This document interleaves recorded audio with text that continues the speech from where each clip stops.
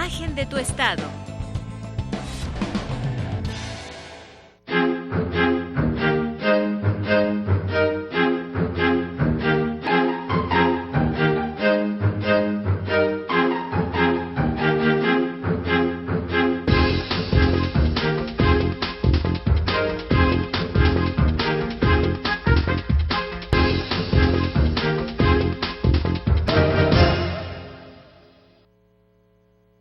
Muy buenas tardes, queridos televidentes.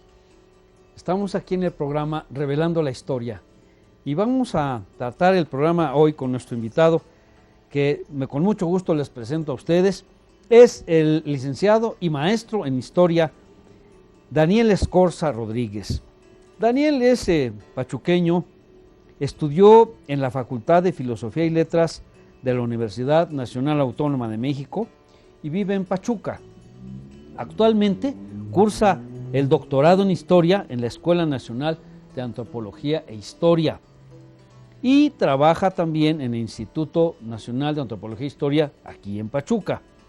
Él ha investigado acerca de lo que es la fotografía en los albores del siglo XX. Actualmente se desempeña como investigador precisamente en la Fototeca, especializado en imágenes del Archivo Casasola y del fotoperiodismo, que es, pues como ustedes lo saben ahora, no se puede entender el periodismo sin la fotografía, pero comprendamos que en el siglo XIX, por ejemplo, pues el periodismo era solamente letras, pero a partir del descubrimiento de la fotografía y más que del descubrimiento de la masificación, de la popularización de este instrumento, pues ya los reporteros empezaron a usar sus cámaras y empezaron a llenar los periódicos de imágenes a lo que ya estamos acostumbrados.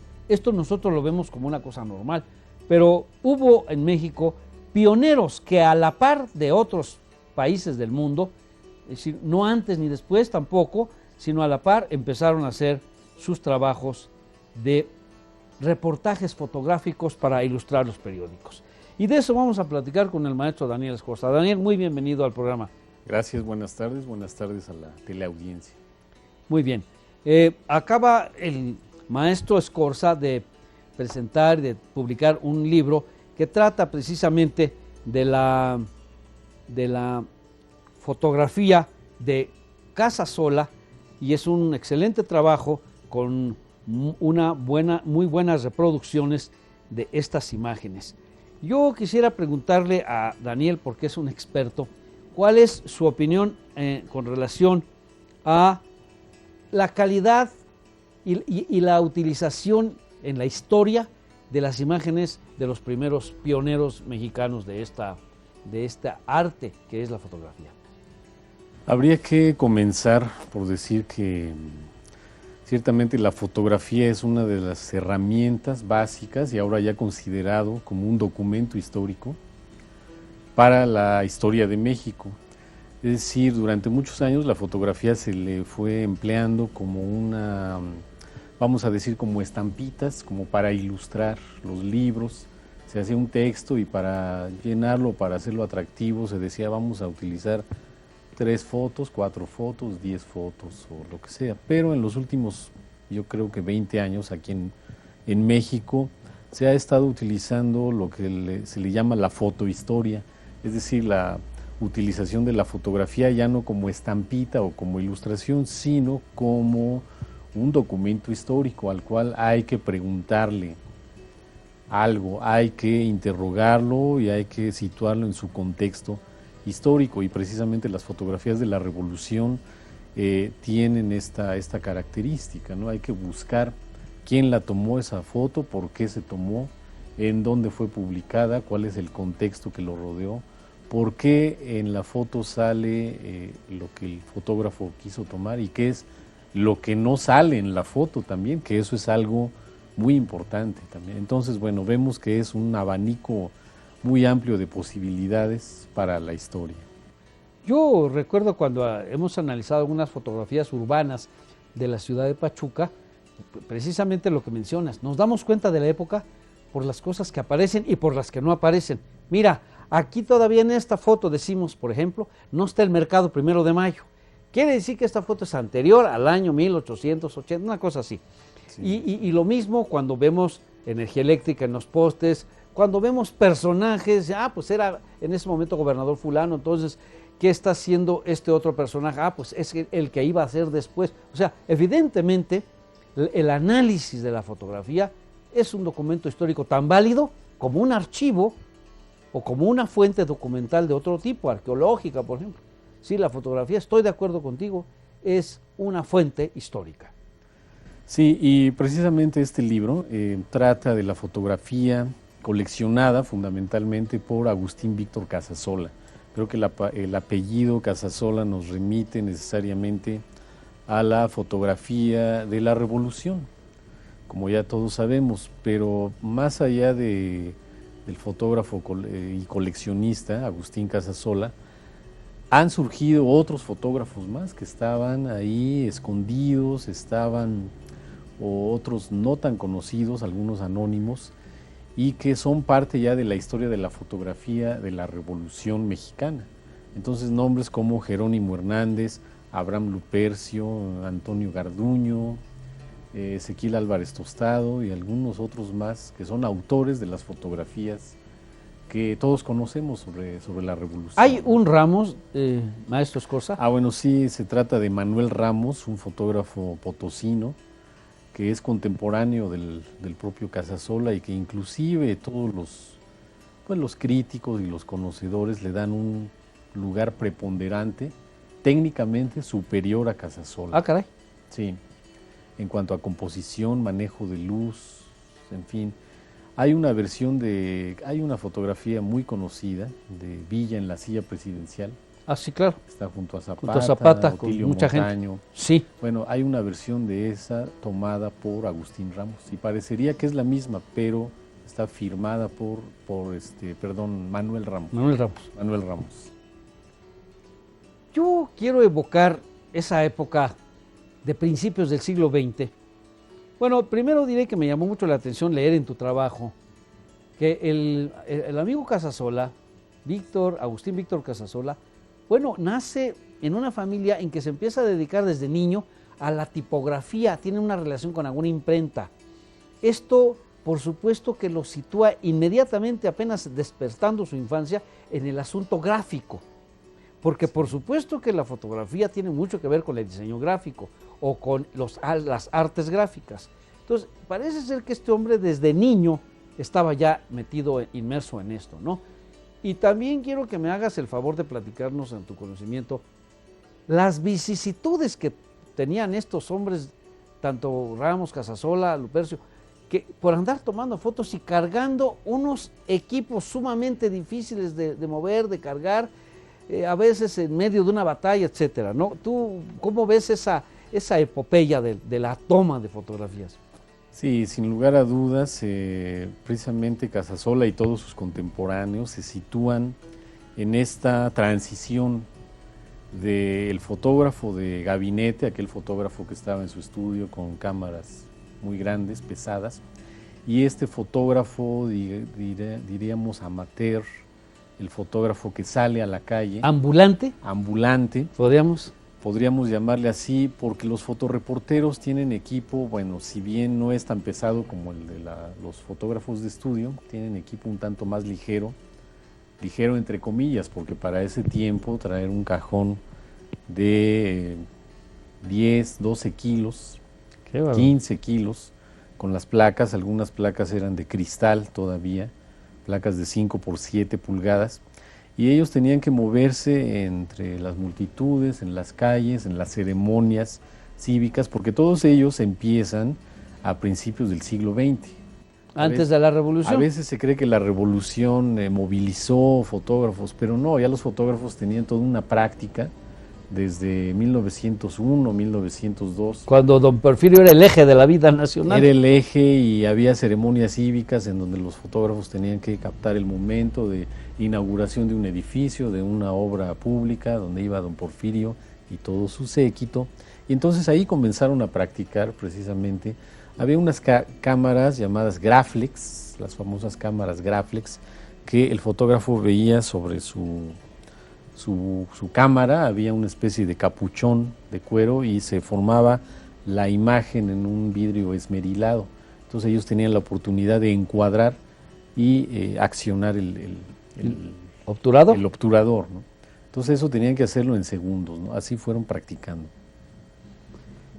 Yo creo que es mucho mérito porque nosotros ahora, amigos televidentes, todos tenemos una cámara de tomar fotografías o en el propio teléfono celular o en tanta variedad que ahora que está ya digitalizado este procedimiento de guardar imágenes.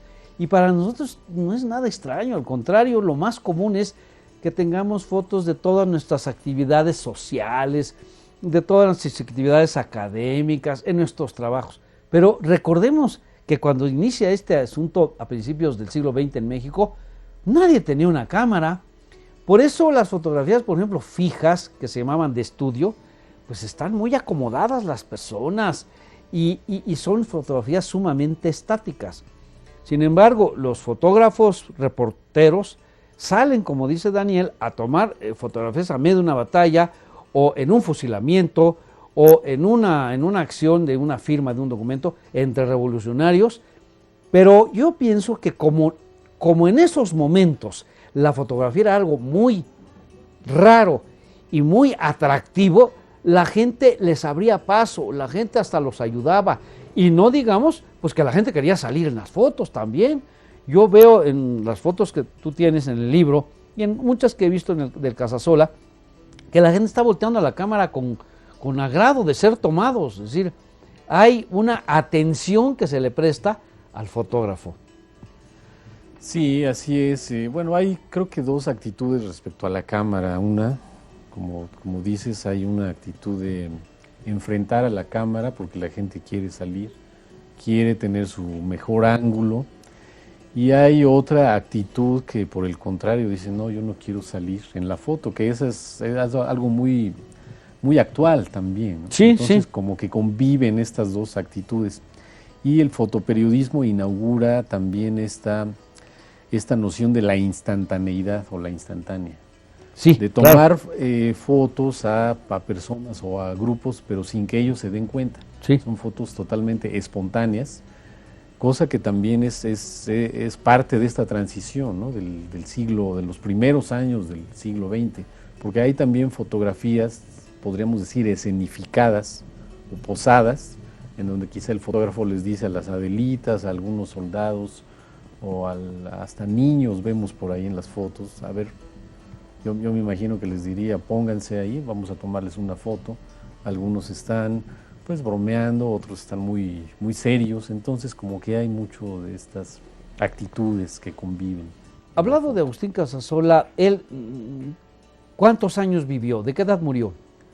Bueno, él murió de 68 años, me parece. Él nació en 1874 y muere en 1938. Exactamente, el periodo de Porfirio de la Revolución. Daniel, me piden los productores que hagamos una pausa y regresaremos, amigos, muchas gracias por su atención y regresaremos en unos instantes.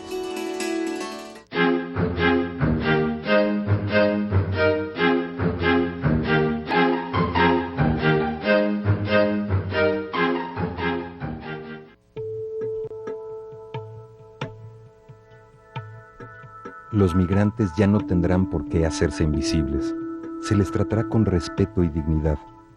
Con la aprobación unánime de la Ley de Migración, en el Senado cambiamos la historia de miles de migrantes que cruzan el territorio nacional. De ser individuos vulnerables, hoy son personas con plenos derechos. Cámara de Senadores, 61ª Legislatura. Acuerdos para poner a México rumbo al crecimiento.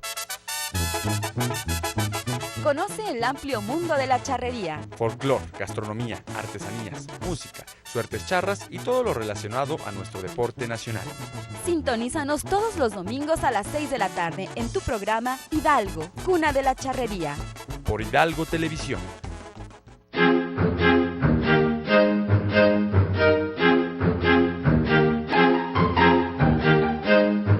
Yo quisiera platicar con Daniel ahora sobre este punto que es muy interesante con respecto a nosotros los que vivimos en Pachuca. Miren, la familia Casasola, porque no nada más era Agustín, sino había otros hermanos y unas hermanas que ayudaban también, era prácticamente una empresa familiar, que llegó un momento en que no solo tomaban fotos, sino coleccionaban, y de todas las fotos que caían en manos de don Agustín sacaba copias, y fue un gran coleccionista que al final del tiempo, ya digamos en la segunda mitad del siglo XX, entrados los años 1970, los familiares, ya había fallecido don Agustín Casasola, decidieron vender el archivo, porque había universidades norteamericanas que siempre están a la caza de las fuentes históricas valiosas, querían comprar el archivo fotográfico Casasola. Pero yo quiero que Daniel nos platique, porque él sí sabe esta historia bien. Sí, yo creo que uno de los méritos de Agustín Casasola es precisamente haber resguardado, coleccionado estas fotografías, porque además estamos hablando de negativos de cristal. Negativos de cristal desde 1912, 1914, 15, y en medio de la vorágine revolucionaria, cargar con estos negativos o resguardarlos, que no les pasara nada.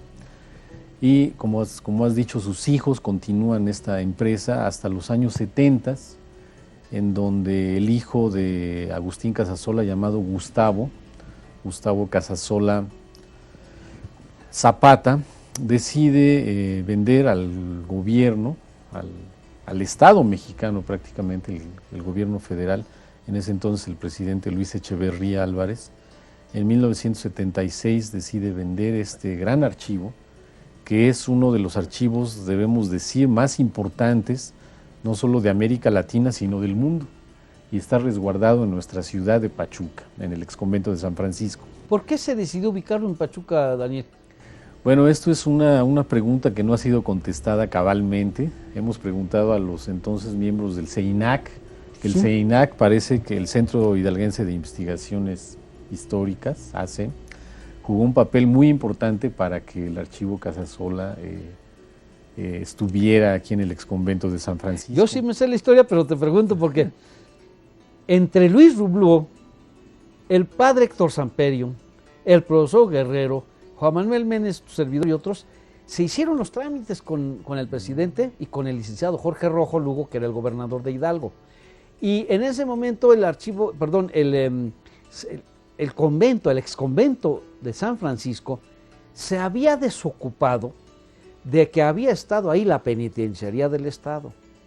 La nueva penitenciaría o centro de readaptación social, como se le llama ahora, la construyó el licenciado Manuel Sánchez Vite, anterior al licenciado Rojo. Entonces dejó el edificio del convento vacío y eso se le ofreció. Yo recuerdo, lo viví, una gira de presidente Echeverría, que el gobernador Rojo Lugo lo llevó hasta el patio del exconvento, donde está ahorita, digamos, las oficinas del INA. Y le dijo, señor, este es el edificio, este es el inmueble que el gobierno del Estado de Hidalgo ofrece para recibir aquí el archivo Casasola. Y Echeverría, con esa forma que tenía muy especial de ser, se quedó viendo así como siempre veía, como al infinito. Era un hombre alto, en ese tiempo muy fuerte, joven, y dijo, me parece un lugar adecuado. Y a partir de eso dijimos, ya estuvo, porque ya nosotros queríamos traer para Pachuca el archivo, ¿no? Sí, una de las razones que me parece que fue por la que el archivo se quedó aquí es la cuestión del ambiente, ¿no? El claro. clima, porque las fotografías necesitan un clima especial, que no sea tan extremoso. Y que además, no sea húmedo. Que no sea húmedo. Ni muy caluroso. Sí, y además las fotografías necesitan humedad controlada, temperatura controlada, y claro, si es un lugar adecuado para ello, pues las condiciones se cumplen con mucha mayor facilidad. Daniel, aquí en Pachuca, en la que se llama Fototeca Nacional, que está en el exconvento de San Francisco, ¿tienen los negativos en condiciones de aire acondicionado y eso o no, o simplemente con el clima normal? No, absolutamente hay las condiciones necesarias, hay clima artificial con una humedad especial y una temperatura también especial, y eso funciona los 365 días, las 24 horas del día, para que las fotografías sigan conservándose como hasta ahora se han conservado. Tenemos cristales, hay películas de nitrocelulosa, que como se sabe también la nitrocelulosa es muy inflamable, Entonces películas de movimiento, o sea. Película de... película de fotoestático, porque también hay algunos filmes, ¿no? También hay algunas películas de movimiento, pero son las menos. Ahora, la pregunta clásica de la cuantificación. Más o menos, ¿cuántos negativos guarda la Fototeca Nacional en Pachuca Hidalgo? Considerado como piezas fotográficas, o sea, negativos de vidrio, de nitrocelulosa, negativos de seguridad, también fotografías impresas, como se le llama. El archivo Casasola tendrá aproximadamente 380,000 fotografías. Además de ello, ya han llegado más fondos, porque la fototeca cuenta con 41 fondos fotográficos. Fondos se refiere a colecciones. Colecciones, acervos fotográficos, que va comprando. Que va comprando o que le van donando. Donando. Es parte del mismo estado, bajo custodia del INAH. De tal manera que actualmente, en números cerrados, para no hablar de cifras exactas, estarán alrededor de 950,000 piezas fotográficas, casi 1,000,000. Qué barbaridad, qué interesante. Ahora, ¿quiénes pueden tener acceso a ellas? ¿Cuáles son las políticas en cuanto al acceso público de este acervo de la fototeca que hay en Pachuca? Supongo que viene gente incluso del país y del extranjero. Sí, fundamentalmente investigadores del país y del extranjero también. Recientemente, a principios de año, vinieron 2 investigadoras británicas, inglesas, pero bueno, vienen investigadores de Francia, de Inglaterra, de Estados Unidos fundamentalmente, e investigadores mexicanos. Pero prácticamente cualquier persona mayor de edad puede tener acceso a este acervo y tiene que solicitar una cita para que le den un día y que pueda consultar el acervo digital. O sea, se consulta en la pantalla de una computadora. Sí, para que ya no se pueda manipular las piezas originales. Claro, si la investigación se justifica, el investigador puede tener acceso a las piezas originales. Pero esos son casos excepcionales. Sí. Muy raros. Bien, ¿cómo hiciste tu libro, Daniel, y dónde se puede conseguir? Bueno, el libro fue solicitado por una editorial madrileña, la editorial La Fábrica, que ha estado especializada en fotógrafos primero españoles, pero a partir del año pasado abre este panorama hacia fotógrafos no solo extranjeros, sino latinoamericanos, africanos. Ajá. Entonces se nos pidió hacer una selección de fotografías, 70 fotografías y un texto breve, es un libro de divulgación, no es un libro especializado para eruditos o un lenguaje que nada más lo entienden los académicos, no, es un libro de divulgación. Qué bueno, porque la mayoría de la gente quiere documentos históricos accesibles, que no sean tan difíciles y que cualquiera persona que sepa leer los pueda estudiar y valorar. Veo aquí una foto muy interesante de las coristas que bailaban el famoso Bataclán. Bueno, en todas las épocas, y aquí había un ramillete, ¿verdad? Eran, digamos, las gentes que ahora vemos en la televisión comercial, pero en aquellos tiempos que no había televisión eran las bailarinas de los famosos centros como el Blanquita y esos, ¿verdad? La del Bataclán, exactamente. El Bataclán. Y bueno, la selección que hizo el maestro Escorza de fotografías del archivo Casasola es muy agradable. Yo tengo el gusto de haber recibido de sus manos el libro hace ya tiempo y lo he estado analizando. La verdad es que hay fotos que son verdaderamente de contemplarlas y hasta dan ganas de quitarlas de aquí y ponerlas en algún cuadro para decorar. Es decir, la verdad es que la selección es muy bonita. El libro se llama Casasola.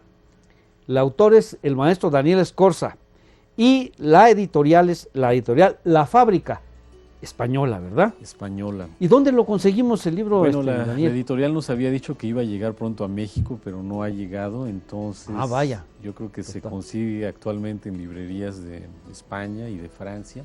Caray. O por internet en Amazon. En Amazon, entonces, claro. Para los que vayan de vacaciones por aquellos lares, ahora en julio y en agosto. Pero vendrán. Yo espero que sí, no sé cuándo, pero sí ya habrá una edición mexicana. Qué bueno, qué estupendo.